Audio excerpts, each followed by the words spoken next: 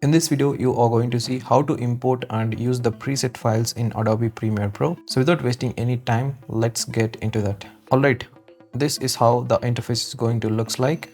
First, you need to go to the FX panel. If in case this panel is not showing, click on the Windows. From here, you need to enable it.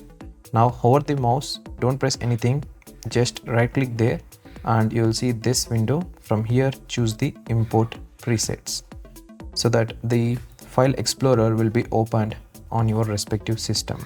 Then you can choose the preset file where it is located. After that, it will be inside the FX panel. I already uploaded one, so if I search for that, so this is the pack that I updated recently, Essential Motion 3.0. The good thing here is you can type any letter of that folder so that it will be shown. Next, to use any of the preset, just drag and drop to the layer. That's it. This is how you can import and use the presets in Adobe Premiere Pro.